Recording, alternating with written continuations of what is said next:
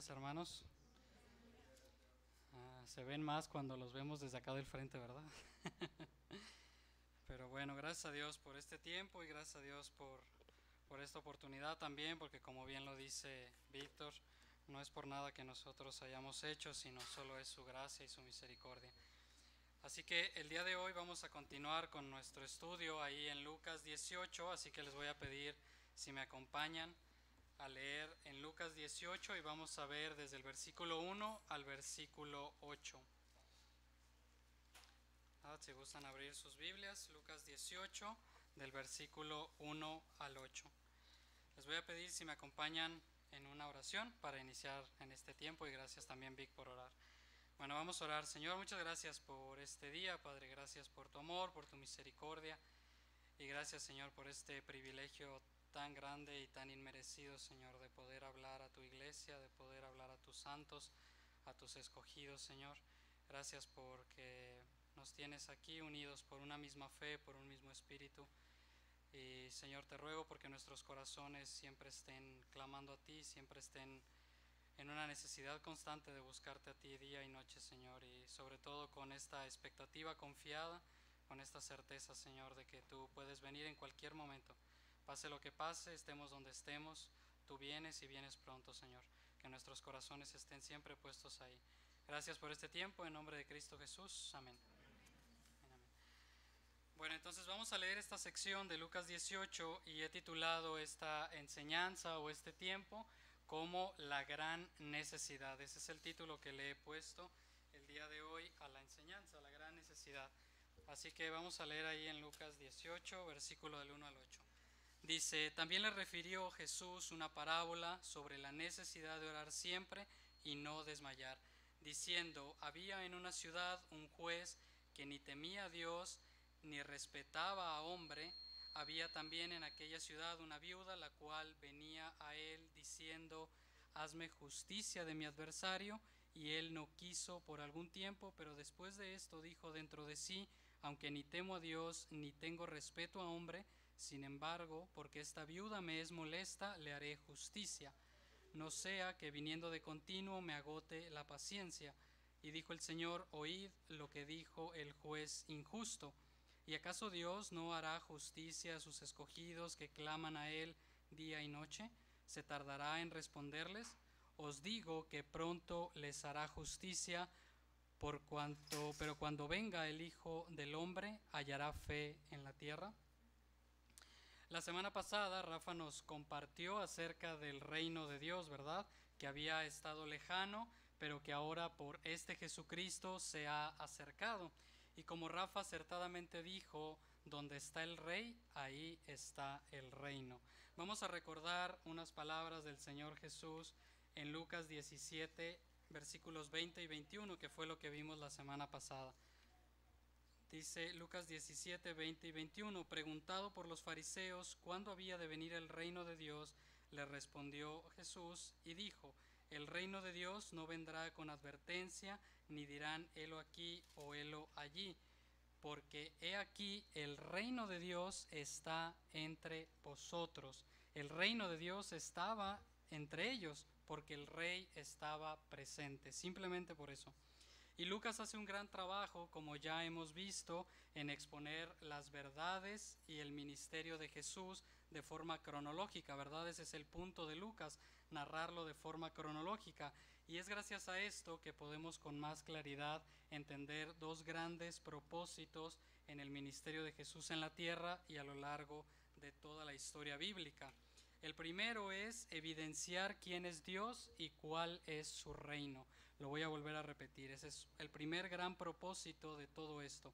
Evidenciar quién es Dios y cuál es su reino. Y el segundo es evidenciar la gran necesidad que tenemos de Él y la gran necesidad que tenemos de ser partícipes de este reino.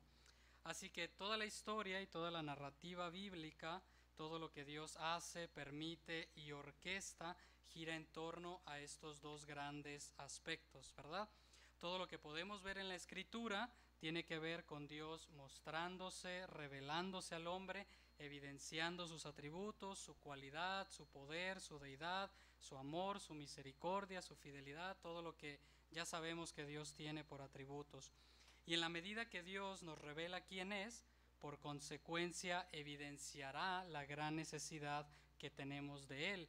Y el orden es importante, ¿verdad? Dios se revela y entonces veo mi necesidad de Él.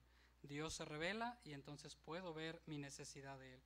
Y para este punto Lucas ha recopilado una gran variedad de personajes en los cuales Cristo anhelaba tener un encuentro y orquestaba tener un encuentro con ellos. Y cuando Jesucristo se acercaba a ellos, evidenciaba una necesidad en su corazón. Como la luz del mundo, Cristo revela la gran necesidad que tenemos de Él. Acompáñenme por favor a leer un texto en Hebreos 4, Hebreos capítulo 4, y vamos a leer de los versículos 12 al 13.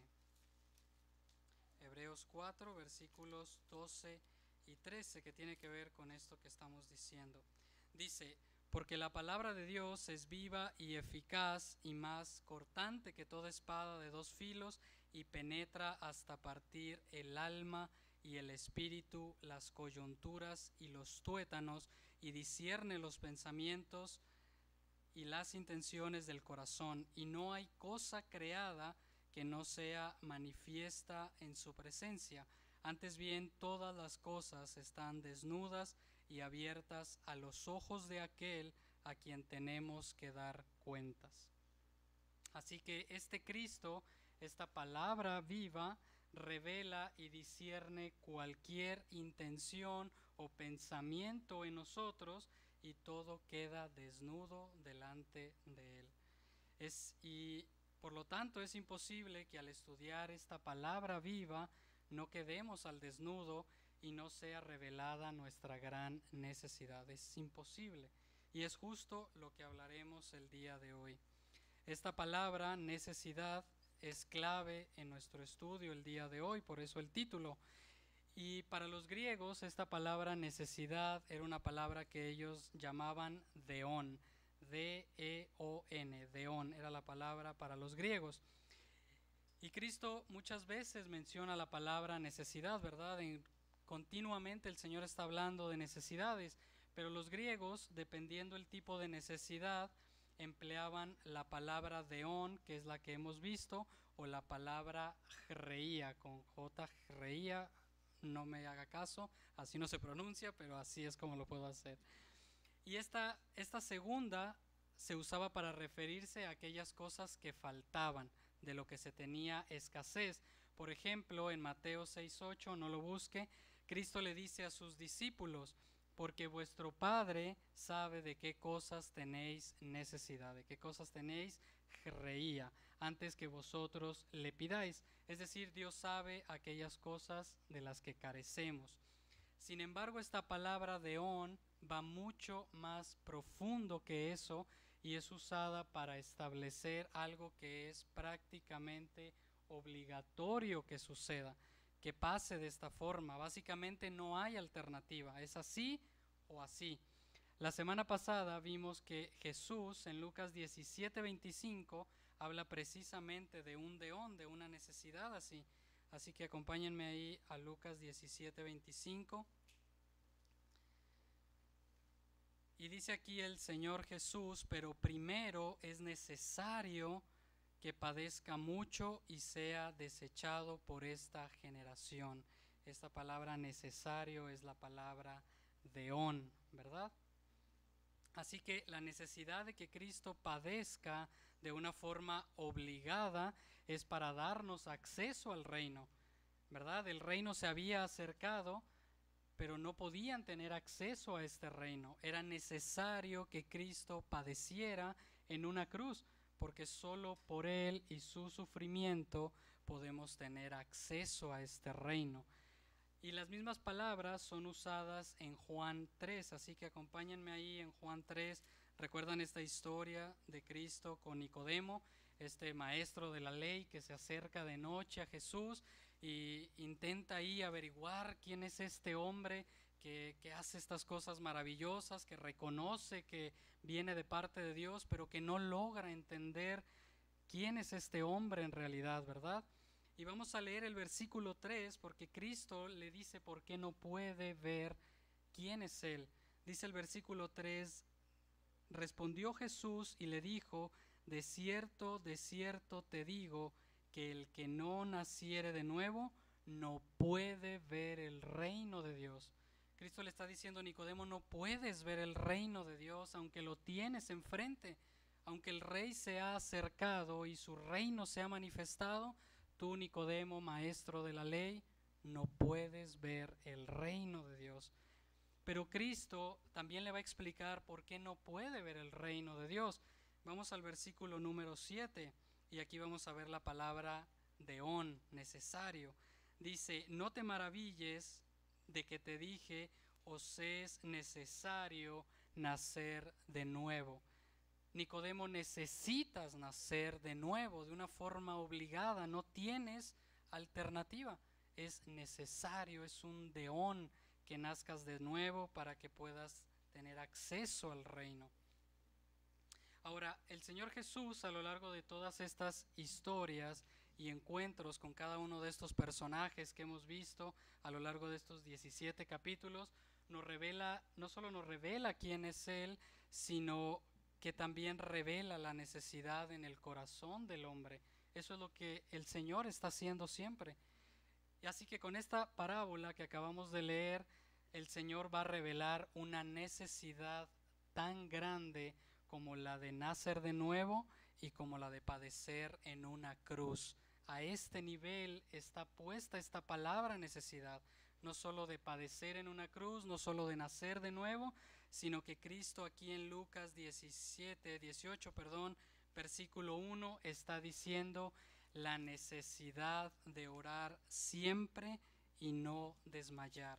Es una necesidad, un deón, estamos obligados a eso de alguna forma. Y mientras preparaba este estudio me surgió una pregunta que consulté con el Señor en oración y le decía, Señor, ¿por qué no vemos esta gran necesidad de relacionarnos contigo? ¿Por qué no lo vemos? Y el Señor tuvo a bien contestarme y vamos a buscar responder esta pregunta el día de hoy a lo largo de la enseñanza. Vamos un momento a Apocalipsis 3, porque aquí el Señor empezó su respuesta, aquí el Señor empezó a contestarme y aquí es donde vamos a empezar también nosotros. Vamos a Apocalipsis 3 y por favor acompáñenme a leer del versículo 15 al 18. Dice el Señor Jesús, yo conozco tus obras, que ni eres frío ni caliente. Ojalá fueses caliente o frío, pero por cuanto eres tibio y no frío ni caliente, te vomitaré de mi boca. Porque tú dices, yo soy rico y me he enriquecido y de ninguna cosa tengo necesidad, y no sabes que tú eres un desventurado, miserable, pobre, ciego y desnudo. Por tanto yo te aconsejo que de mí compres oro refinado en fuego para que seas rico, y vestiduras blancas para vestirte, y que no se descubra la vergüenza de tu desnudez, y unge tus ojos con colirio para que veas.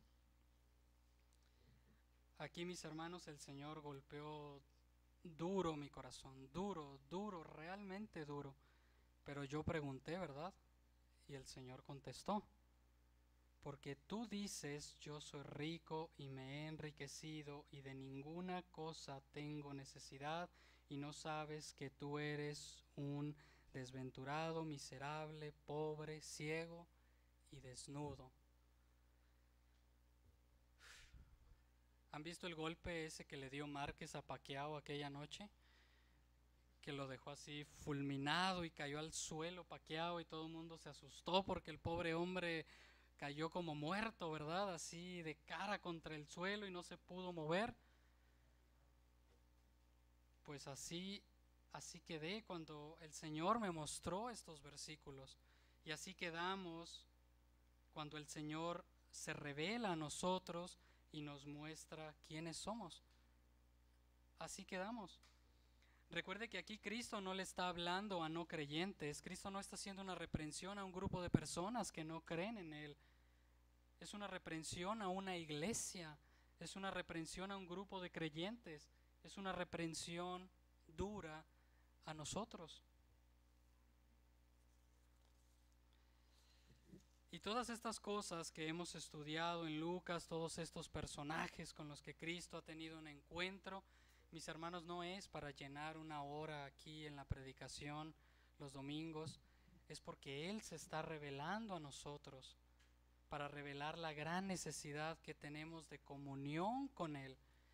Porque Cristo aquí en Lucas 18:1 está diciendo que esta necesidad es sin alternativa. Tenemos la necesidad sin alternativa de orar y de estar constantemente en comunión con el Señor y no desmayar.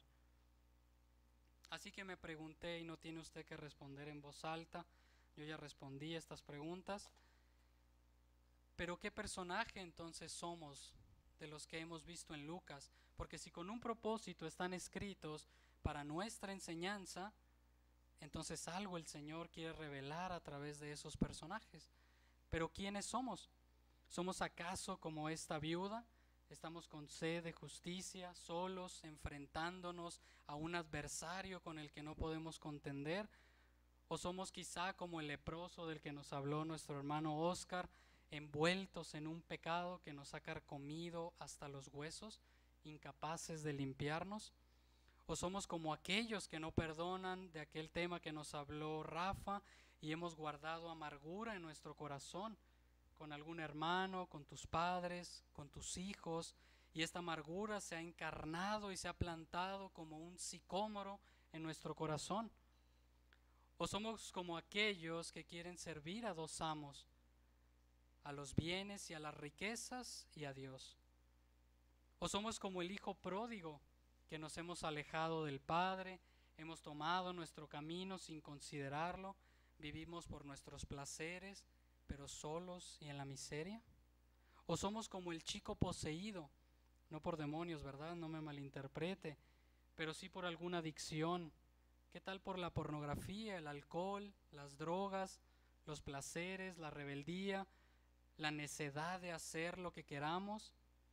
Aquello de lo que sentimos que no podemos escapar y no podemos controlar. O mejor aún, ¿acaso ustedes y yo somos como los fariseos? ¿Somos creyentes resplandecientes con buen lejos? ¿Alguna vez han escuchado esa frase? Tienes buen lejos. A mí me lo decían en la secundaria, ¿verdad? Cuando yo le decía a una chica, oye, ¿tú crees que soy guapo? Pues tienes buen lejos, ¿no? De aquí a 2 kilómetros, pues sí, te ves bien, estás guapo. Pero ¿somos cristianos de buen lejos? ¿No vemos nuestra necesidad? Porque a nuestro parecer tenemos buenos matrimonios, vivimos buenas paternidades, gozamos de buenos ministerios, y según nosotros, otros sí que tienen necesidad de ayuda. Otros sí que necesitan relacionarse más con el Señor. No, mi matrimonio está bien. Malo el de fulanita, ¿te enteraste? No, mis hijos están bien. ¿Ya viste a los hijos de no sé quién? Esos sí que necesitan ayuda. Esos sí que son hijos rebeldes. Pero ¿sabes por qué es? Porque tienen malos padres. Somos así. ¿Tenemos buenos ministerios según nosotros? No, estamos haciendo todo bien, todo maravilloso. A mí el Señor me usa con poder, no sabes. Pero aquel ministerio de aquella hermanita que no se puede ni organizar, es así que necesita ayuda. Es así, necesita relacionarse con Dios. Pero estamos dispuestos, hermanos, a doblar nuestras rodillas y pedirle al Señor que nos desnude y nos deje ver nuestra necesidad. Y esto no es legalismo, hermanos. Es que no vamos a poder ver la gran necesidad que tenemos si no nos relacionamos con Dios. Cristo en estos pasajes está diciendo que tenemos necesidad de orar y no desmayar. Es una necesidad sin alternativa, es lo que el Señor está diciendo. tenemos la necesidad de orar y no desmayar. Acompáñenme por favor a Filipenses 4 y le voy a pedir a algún hermano o alguna hermana si nos ayuda a leerlo. Probablemente Rocío, que es la hermana más rápida del oeste, va a encontrarlo antes que todos. Es Filipenses 4, versículos del 4 al 7, si alguien me ayuda. Filipenses 4, del 4 al 7. Bueno, ahí viene Caleb, con todas tus fuerzas, Caleb.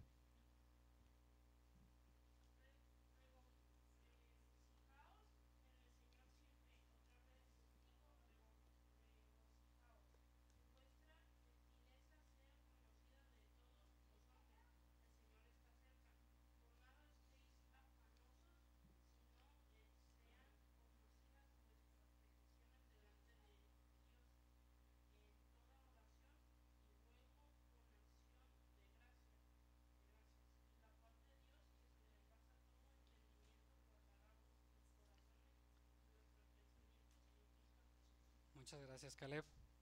El no desmayar, el tener paz, el que nuestros corazones y pensamientos encuentren descanso de todo esto que nos aflige, nos angustia, nos preocupa, es solo el resultado de orar. Dice aquí, regocijaos en el Señor, regocijaos siempre, no cuando todo va bien, siempre. Dice, por nada estéis afanosos, sino sean conocidas vuestras peticiones delante de Dios en toda oración y ruego con acción de gracias. Y aquí viene lo interesante, el resultado, dice, y la paz de Dios, solo entonces después de orar y solo después de que vamos al Señor y ponemos delante de Él en todo ruego y toda súplica, todo, dice, la paz de Dios que sobrepasa todo entendimiento, guardará vuestros corazones y pensamientos en Cristo Jesús. Es el resultado de orar. Por eso el Señor está diciendo aquí en Lucas 18:1 que es una necesidad sin alternativa. Vamos a regresar ahí a Lucas 18 y vamos a leer del versículo 2 al 5. Diciendo, había en una ciudad un juez que ni temía a Dios ni respetaba a hombre. Había también en aquella ciudad una viuda, la cual venía a él diciendo, hazme justicia de mi adversario. Y él no quiso por algún tiempo, pero después de esto dijo dentro de sí, aunque ni temo a Dios, ni tengo respeto a hombres, sin embargo, porque esta viuda me es molesta, le haré justicia, no sea que viniendo de continuo me agote la paciencia. Y aquí quiero aclarar algo importante, hermanos, porque muchos pastores y estudiosos de las Escrituras usan este pasaje para animarnos a insistir, a pedirle a Dios por aquellas cosas que deseamos y que nuestra insistencia va a provocar que Dios las conceda, como le concedió a la viuda este juez injusto. Pero ¿es este el mensaje de Cristo?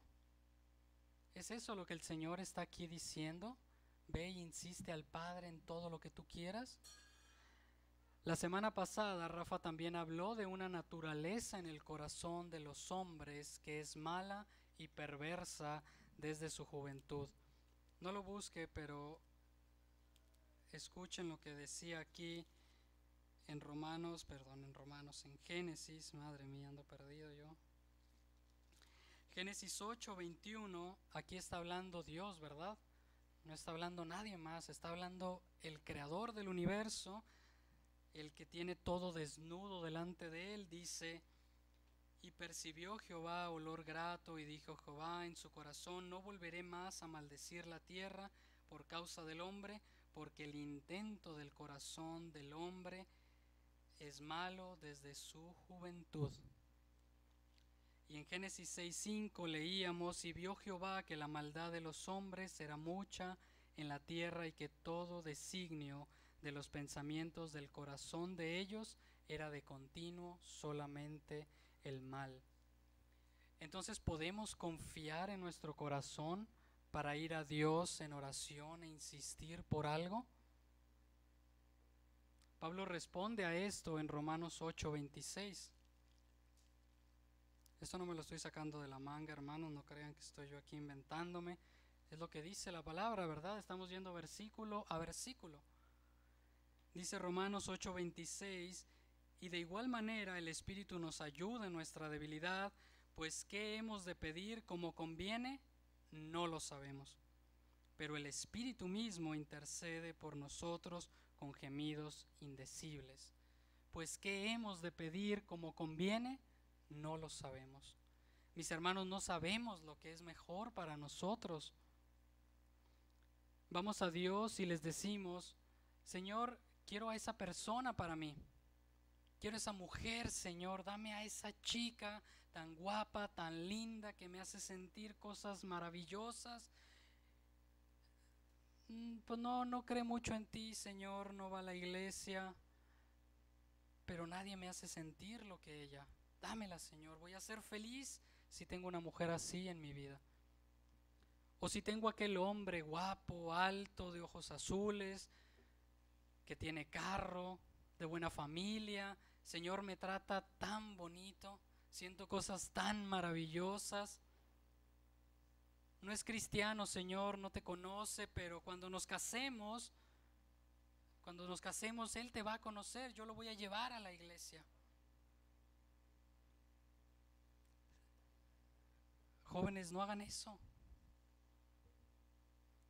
Señor, quiero ese empleo. Si yo tuviera ese empleo, Señor, lo que ganaría.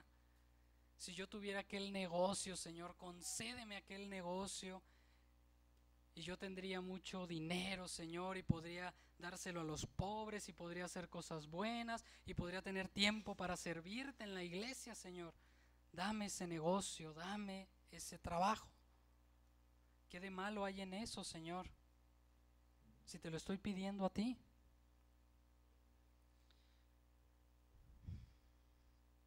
El deseo y el placer del Señor es tener una comunión y unidad con nosotros.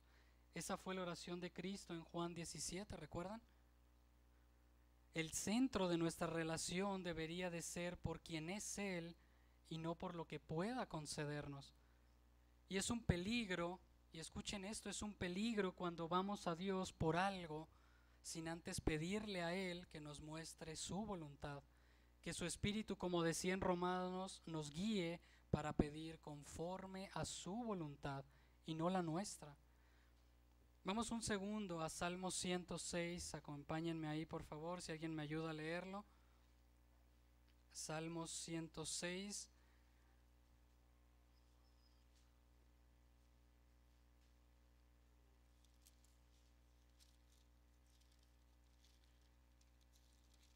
Salmo 106, versículos 14 y 15, que alguien me ayuda a leerlos fuerte.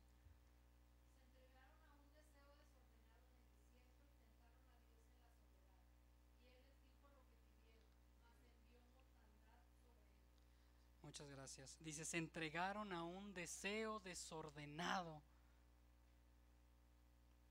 y tentaron a Dios en la soledad y Él les dio lo que pidieron. Qué padre, ¿no? Hasta ahí nos hubiera quedado bien el versículo.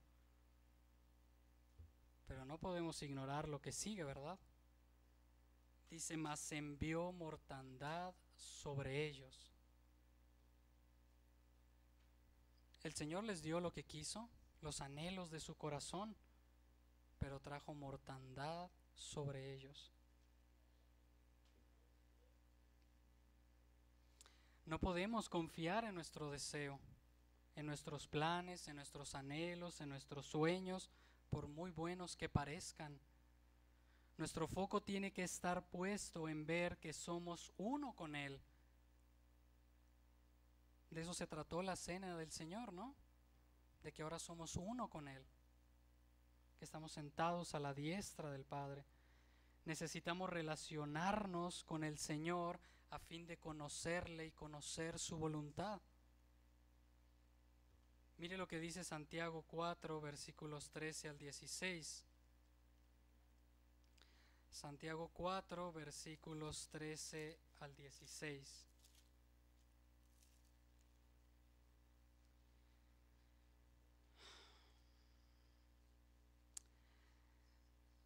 Dice: vamos ahora los que decís, hoy y mañana iremos a tal ciudad y estaremos allá un año y traficaremos y ganaremos, cuando no sabéis lo que será mañana.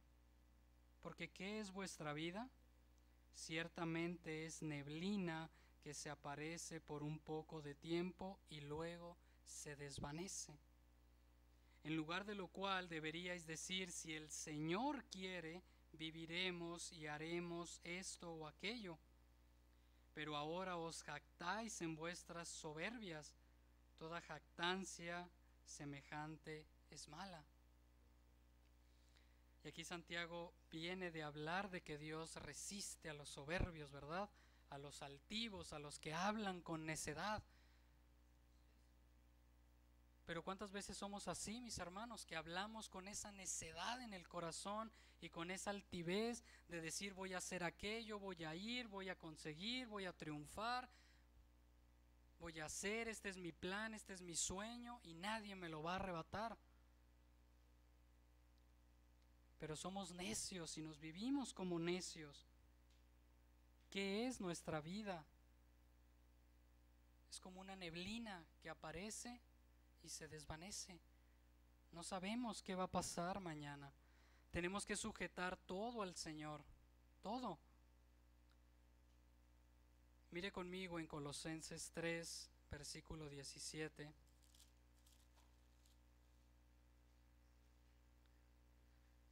Colosenses 3, versículo 17. Dice: y todo lo que hacéis, sea de palabra o de hecho, hacedlo todo en el nombre del Señor Jesús. Es una orden, ¿verdad? Es una indicación. Hazlo todo de palabra o de hecho en el nombre del Señor. Todo bajo su nombre, todo bajo su voluntad. Es la forma en que el Señor nos escucha. Es la forma en la que el Señor está interesado en escucharnos. Mire que dice Primera de Juan 5:14.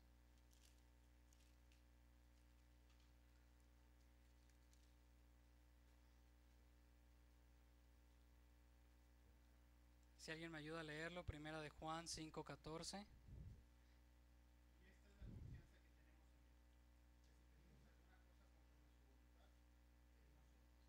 Muchas gracias. Esta es la confianza que tenemos en Él, que si pedimos alguna cosa conforme a nuestra voluntad, Él nos oye. No. Conforme a su voluntad, Él nos oye. Esa es la confianza que tenemos, cuando es en su voluntad.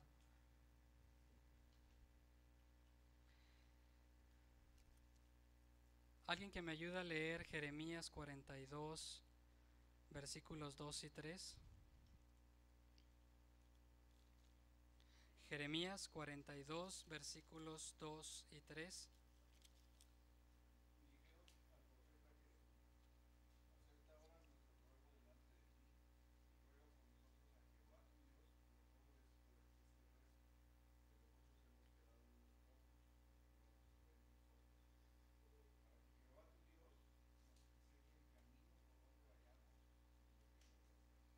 Muchas gracias. Aquí se acercan los hombres a Jeremías, ¿verdad? Al profeta, y le dicen: ruega a Dios porque Él nos muestre por dónde debemos ir. Y si Dios quiere, la semana siguiente es algo de lo que vamos a ver en la siguiente parábola que el Señor cuenta, en la siguiente historia que el Señor cuenta, que tiene que ver con esto, con qué corazón nos acercamos delante del Señor. Porque esta tiene que ser nuestra actitud y propósito al orar, que el Señor muestre el camino por el que debemos andar. Vamos a volver a Lucas 18 para continuar con la historia.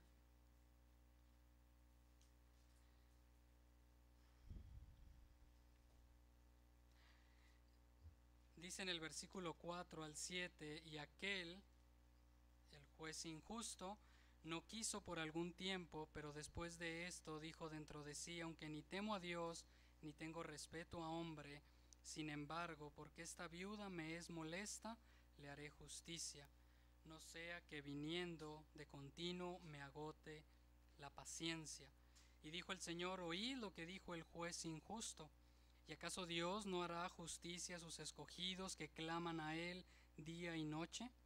¿Se tardará en responderles?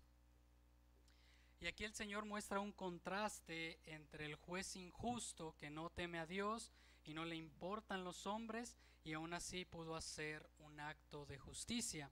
Y aquí el Señor parece como alabar, entre comillas, lo que el juez injusto dijo e hizo, ¿verdad? De que aunque era malo, aunque no temía al Señor, aunque no era bueno, aunque no le importaba a nadie, Él hizo un acto de justicia. Pero no lo hizo por la otra persona, lo hizo por la altivez en su corazón, para que nadie lo inoportune, para que nadie lo moleste. No lo hizo pensando en esta pobre viuda, lo hizo pensando en Él. Pero el punto de Jesús es mostrar el contraste entre este juez injusto con el de este Dios justo. Y esto me encanta del Señor Jesús, que con una simple palabra, con una simple pregunta, coloca todo el universo en perspectiva y coloca a todos a nuestra mirada hacia el punto correcto. Dice Cristo, ¿y acaso Dios no hará justicia a sus escogidos que claman a Él día y noche? ¿Se tardará en responderles? Un contraste fabuloso, ¿no? ¿Es Dios acaso como este juez?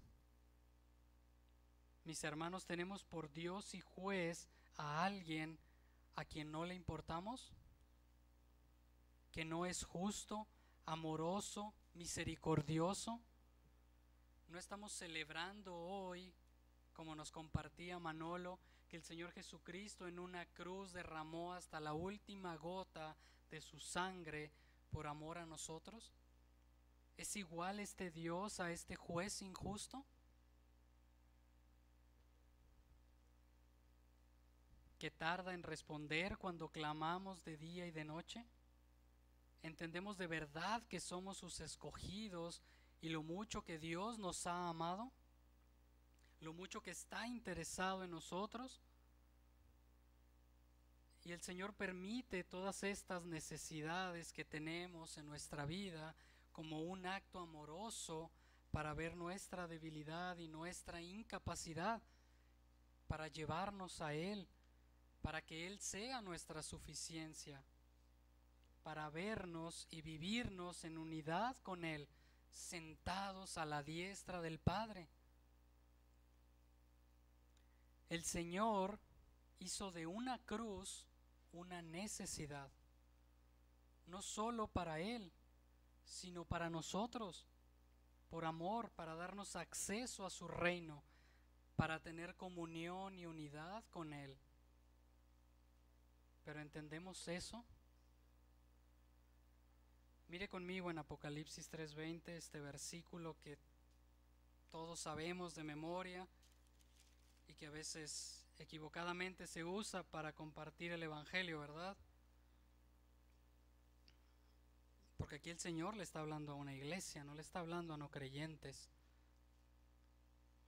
Dice Apocalipsis 3:20, he aquí, hablando el Señor Jesús, yo estoy a la puerta y llamo, si alguno oye mi voz y abre la puerta, entraré a él y cenaré con él y él conmigo.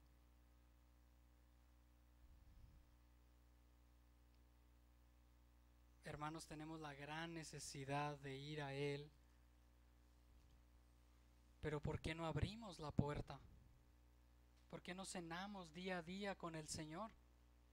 ¿Por qué el Señor está afuera? Porque decimos que somos ricos y que de ninguna cosa tenemos necesidad. Eso fue lo que leímos en los versículos anteriores, ¿verdad? Que nos veíamos ricos y que no teníamos ninguna necesidad.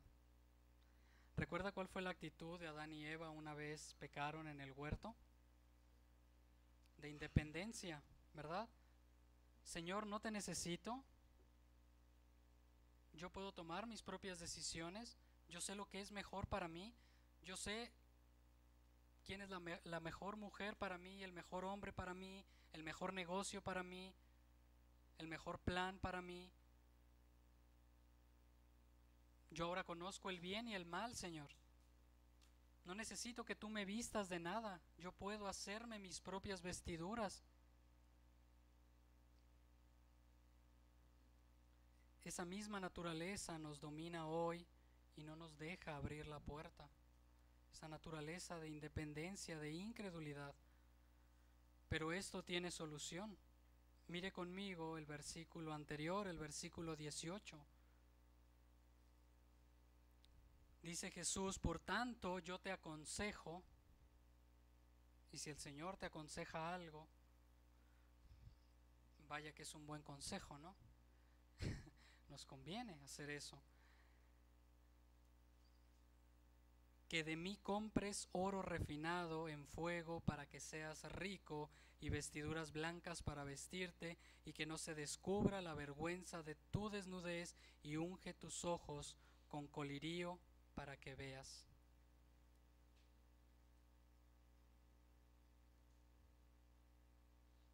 Hermanos, tenemos la gran necesidad de ir a Él y tomar ese oro, los frutos de su Espíritu.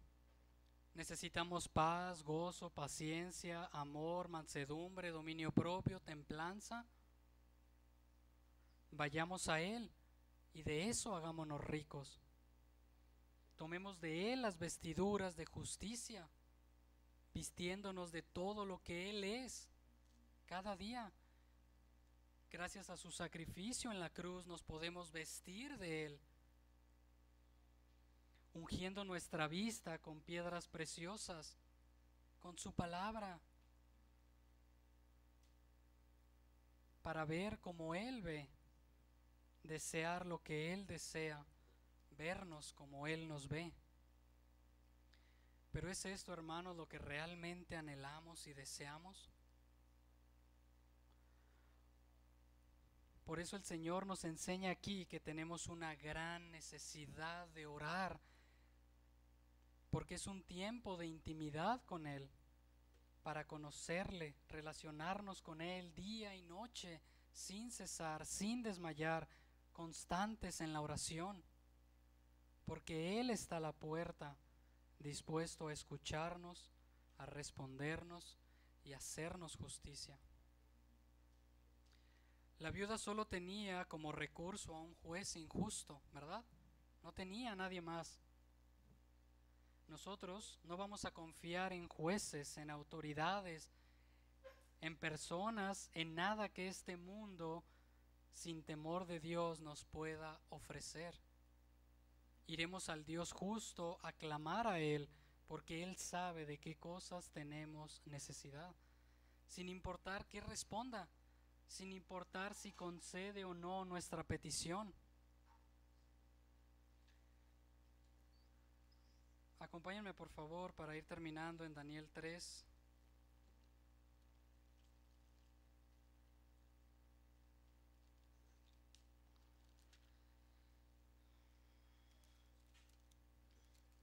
Daniel 3 y vamos a leer el versículo 17 y 18. ¿Se acuerdan de esta historia de los tres amigos de Daniel, Sadrach, Mesach y Abednego?